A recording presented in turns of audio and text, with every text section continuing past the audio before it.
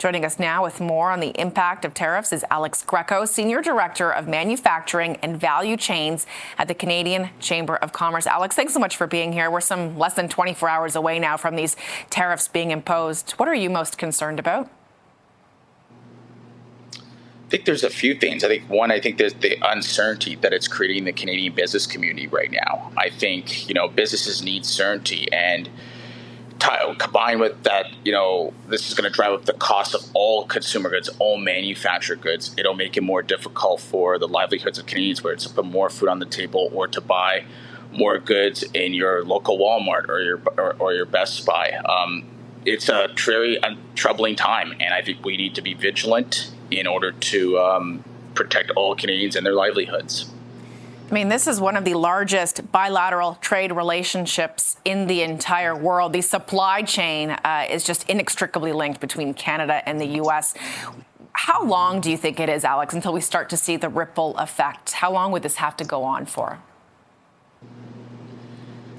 Well, I think if this continues, I think there'll be a significant ripple effect. I mean, our supply chains, our economies are so integrated that the longer this goes, it'll drive up the cost significantly of all goods. I mean, you can't just be able to untangle supply chains overnight after it's been so integrated. I mean, and so not only will affect the cost of doing business, but businesses will look at and reflect on what they need to do, whether you're delaying production, you're delaying investment decisions.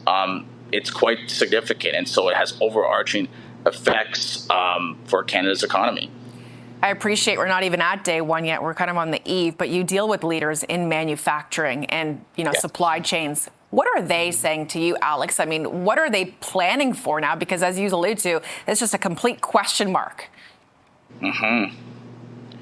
They're preparing for all scenarios at the moment. I would talk to one manufacturer recently, and he had said he had done 1 week of business in 1 month because a lot of his customers were concerned about what this meant in terms of the cost of raw materials and other goods.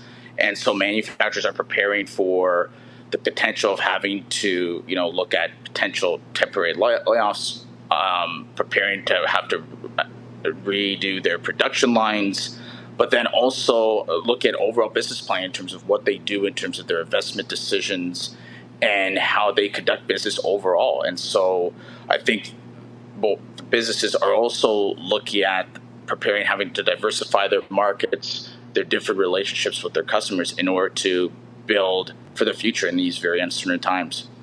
Certainly, the Canadian Chamber of Commerce talks directly to the federal government. You guys have these open conversations, or at least the Feds' representatives. Can you talk to us about what those conversations have looked like and what you or your cohorts at the Chamber of Commerce have told, for example, Dominique LeBlanc or even the Prime Minister himself about what needs to happen here? Mm-hmm.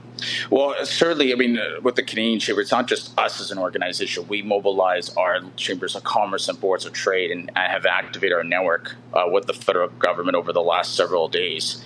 And we've told the federal government that there needs to be a careful, smart, and strategic approach in order to respond appropriately. Certainly the response that has taken place, we needed to respond, but there needs to be other measures that are taken to ensure that manufacturers and other companies have the cash and liquidity to be able to continue their operations, but also protect our business competitiveness. At the end of the day, we have so many natural resources. We have our people, our processes, our technologies, and critical minerals that we can leverage.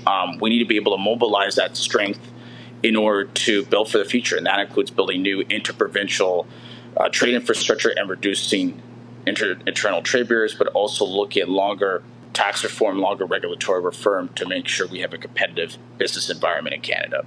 Yeah, certainly being dependent on the U.S. for our economy is not a good move. Alex Greckos, Senior Director of Manufacturing and Value Chains at the Canadian Chamber of Commerce, thanks so much for your time this morning.